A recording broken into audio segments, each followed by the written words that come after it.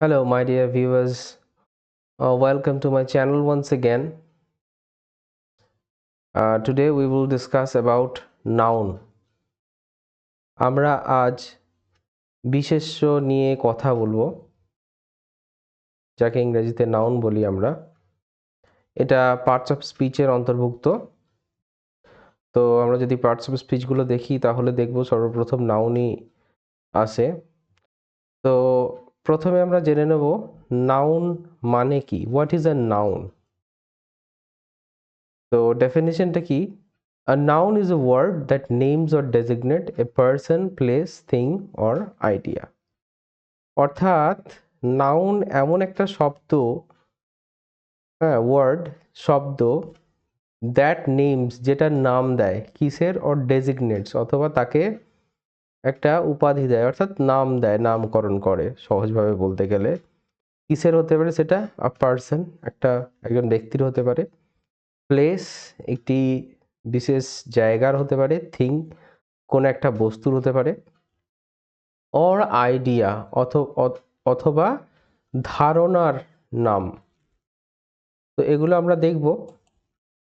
Person কীরকম হতে পারে? টিচার, শিক্ষক, এটা একটা নাউন। ডক্টর, ডাক্তার, এটাও নাউন। স্টুডেন্ট, ছাত্র, এটাও একটি নাউন। ইঞ্জিনিয়ার, বাস্তুকার, এটাও একটা নাউন। প্লেস, জায়গার নামগুলো কীরকম নাউন হয়? জায়গার নাম, যে কোনো জায়গার নাম, স্কুল, পার্ক, সিটি, লাইব্রেরি, এগুলো প্রত্যেকটা এক একটা জায়গার নাম, এগুলো একটা নাউন। কিন্তু বিশেষভাবে যদি জায়গার নাম বোঝায় তাহলে সেক্ষেত্রে নাউনের একটা বিশেষ ভাগে সেটা পড়ে, সেটা পরবর্তীকালে আমরা জানতে পারবো। থিং, বস্তু, বুক, টেবিল, পেন, কম্পিউটার, এগুলো সবই বস্তু, যেগুলো এক একটা নাম আছে। অর্থাৎ কোনো একটা জিনিসকে আমরা চিনবো কিভাবে, তার জন্য তাকে নাম দিতে হয়। এই নামটাই কিন্তু নাউন। এই নেমিং ওয়ার্ডটা, এই ওয়ার্ডটাই হচ্ছে নাউন। আইডিয়া, ধারণা, কিভাবে নাউন হয়? ধারণার নামগুলো, যেমন লাভ, ভালোবাসা।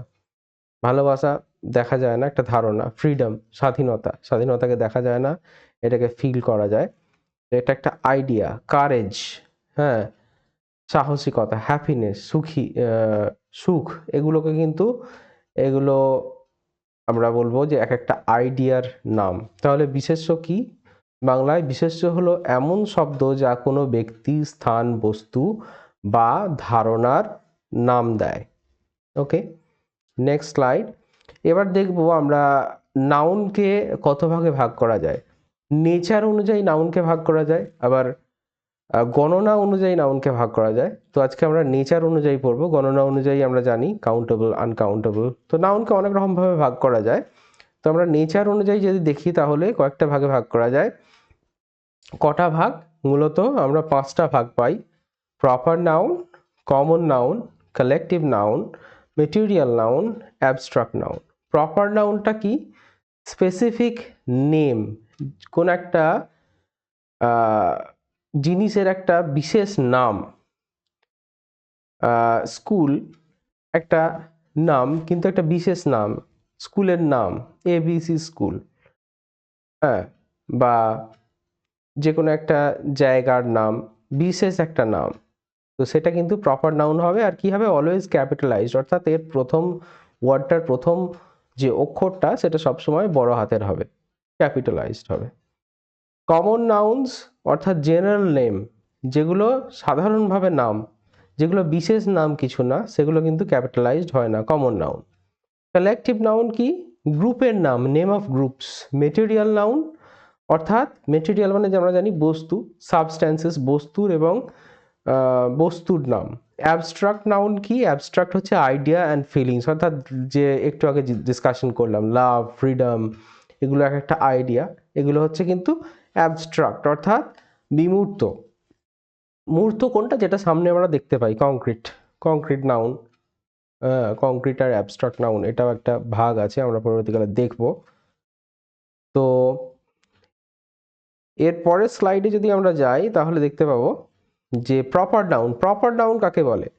Specific names of a particular person, একটা নাম, বিশেষ নাম কোনো একটা নির্দিষ্ট ব্যক্তির, কোনো নির্দিষ্ট ব্যক্তির, প্লেসেস, জায়গার, থিংস, বস্তুর, এগুলো কি হয়? অলওয়েজ ক্যাপিটালাইজড, সব সময় কিন্তু বড় হাতের হয়, ঠিক আছে? এগুলো সব সময় বড় হাতের হবে। তো এখানে উদাহরণ কিছু আছে। পিপলের ক্ষেত্রে যেমন রাজ একটা নাম, প্রিয়া একটা নাম, আলবার্ট আইনস্টাইন নাম, অফরা উইনফ্রে নাম, সচিন তেন্ডুলকার, এগুলো সব নাম। নামের প্রথম ওয়ার্ডগুলো বড় হাতের হয়। যদি একাধিক ওয়ার্ড থাকে তাহলে প্রথম ওয়ার্ডগুলো না, প্রথম লেটারগুলো ওয়ার্ডের, সরি, তো একাধিক যদি ওয়ার্ড থাকে তার ফার্স্ট লেটারগুলো কিন্তু বড় হাতের হয়। যেমন সচিন তেন্ডুলকার, এসটা বড় হাতের হয়েছে সচিনের, আবার টেন্ডুলকারের টিটা বড় হাতের হয়েছে। প্লেসেস, জায়গার নাম, London, Paris, Siliguri, India, Mount Everest, Amazon river.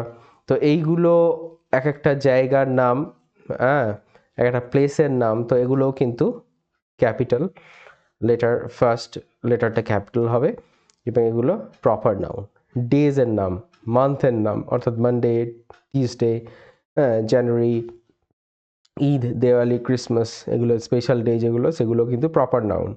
Language বা সাবজেক্টসের ক্ষেত্রেও সেগুলো প্রপার নাউন হয়। English, mathematics, French, Hindi, chemistry, এগুলো সবই, ফিজিক্স, এগুলো সবই কিন্তু প্রপার নাউনের মধ্যে আসবে।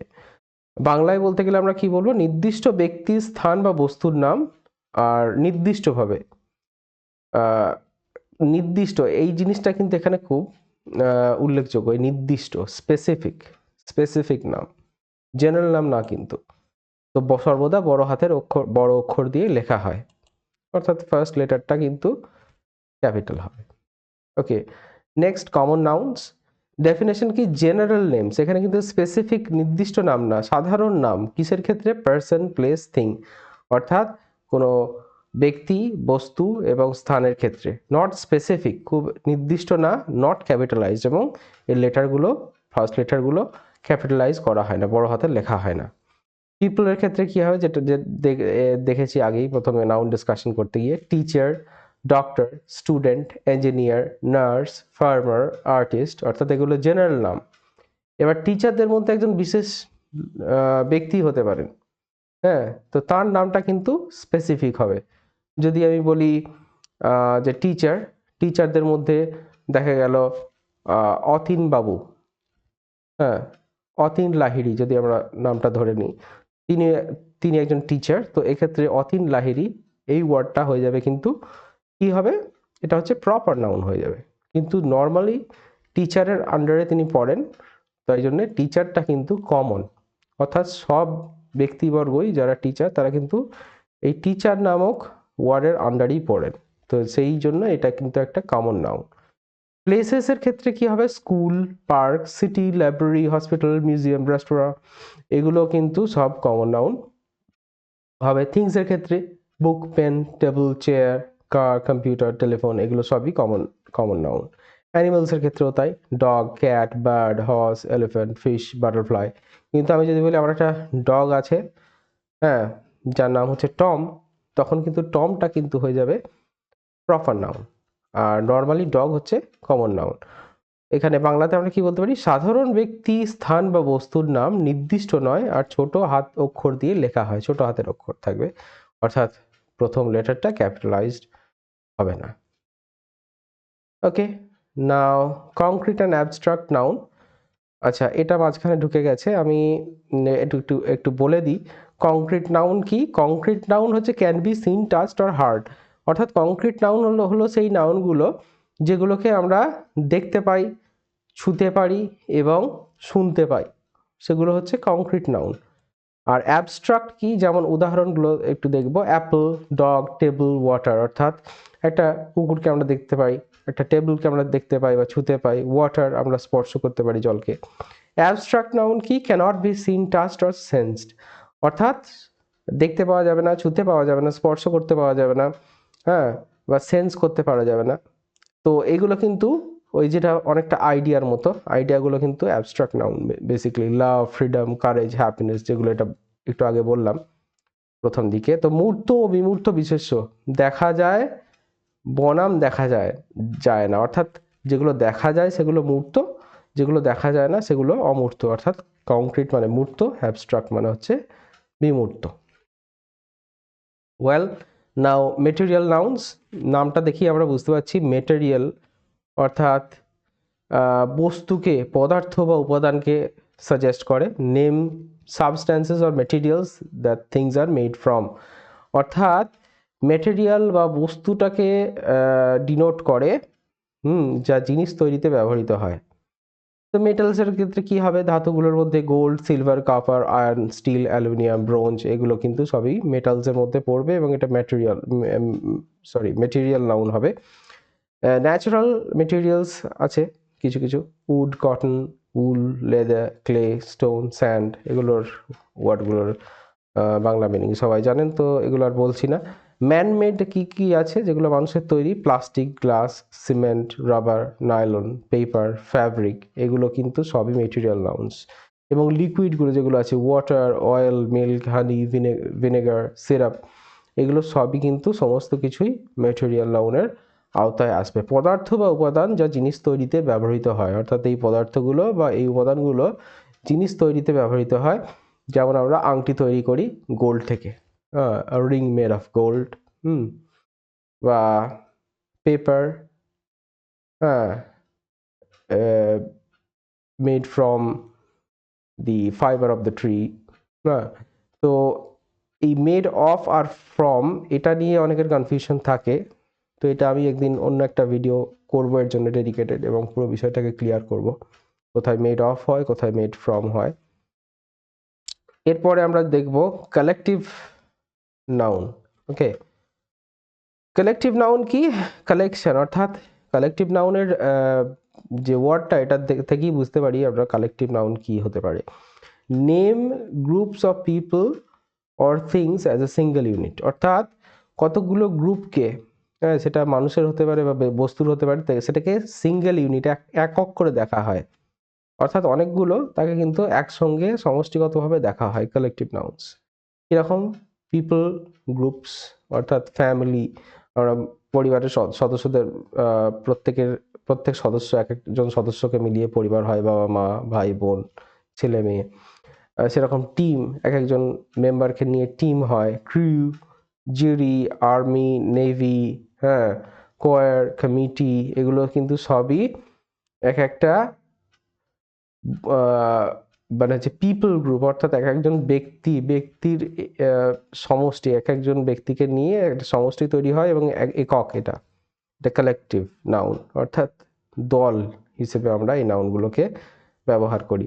অ্যানিমাল গ্রুপ, এবার মানুষদের হলো, এবার পশুদের হতে পারে herd, flock, pack, pride, school, এগুলো আমরা পরে আসছি। হার্ড ক্যাটেলের ক্ষেত্রে, অর্থাৎ গবাদি পশুর ক্ষেত্রে হার্ড ব্যবহার করা হয়, ফ্লক বার্ডসের ক্ষেত্রে, পাখিদের ক্ষেত্রে, প্যাক অর্থাৎ উলভস, নেকড়েদের ক্ষেত্রে, প্রাইড লায়ন্সের ক্ষেত্রে অর্থাৎ সিংহের ক্ষেত্রে, স্কুল ফিশের ক্ষেত্রে, মাছের ক্ষেত্রে স্কুল ব্যবহার করা হয়।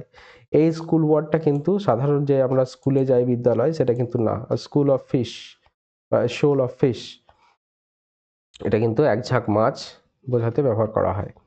স্টুডেন্টস বা ক্লাসের ক্ষেত্রে class, batch, cohort, group, bunch, gang, এগুলো ব্যবহার করা হয়। আদার গ্রুপস আছে audience, crowd, band, orchestra, staff, faculty.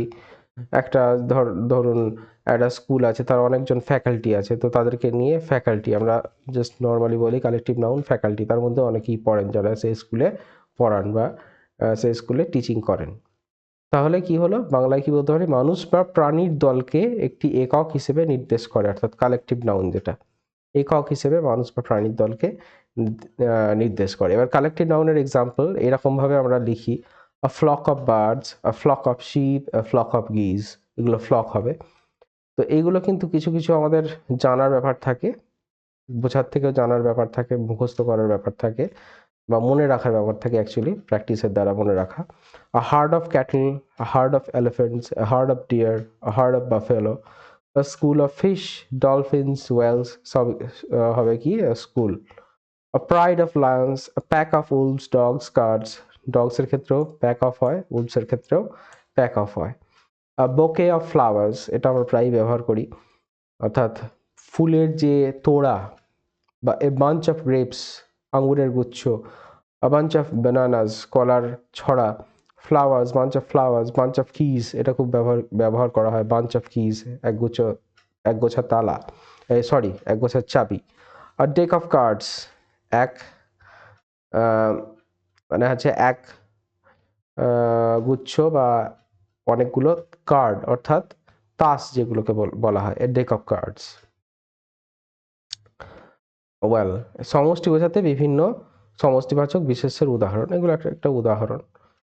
তো এবার কুইক রেফারেন্স টেবিলে দেখে নেব কি কি আমরা আলোচনা করলাম। প্রপার নাউন আলোচনা করলাম, স্পেসিফিক, ক্যাপিটালাইজড, অর্থাৎ স্পেসিফিকভাবে কোনো একজন ব্যক্তি বস্তুকে বোঝানো হতে পারে, যেমন প্রিয়া, লন্ডন, মানডে।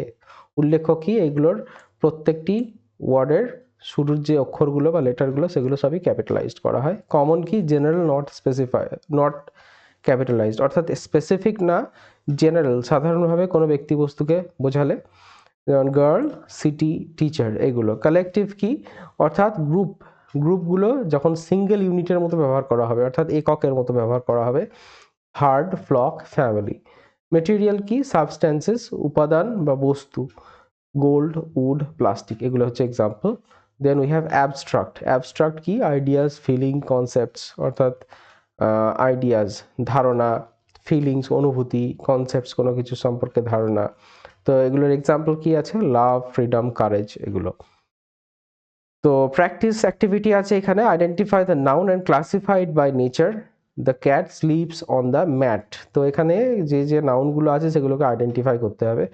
এখানে আইডেন্টিফাই করলে আমরা কি দেখতে পারবো, এই যে ক্যাটটা আছে, ক্যাটটা হচ্ছে common noun, sleeps on the ম্যাটটাও কিন্তু কমন নাউন। তারপরে a flock of birds flew over India. Flock থাকলেই কিন্তু আমরা জানি যে এটা কালেকটিভ নাউন হবে।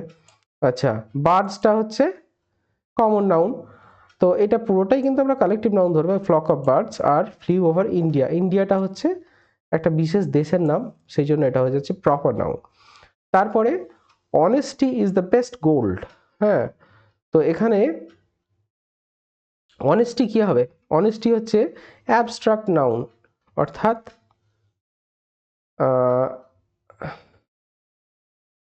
অ্যাবস্ট্রাক্ট মানে বিমূর্ত, কংক্রিট না কিন্তু অ্যাবস্ট্রাক্ট, অর্থাৎ যেটাকে দেখা যায় না, অনুভব করা যায় বা বোঝা যায়।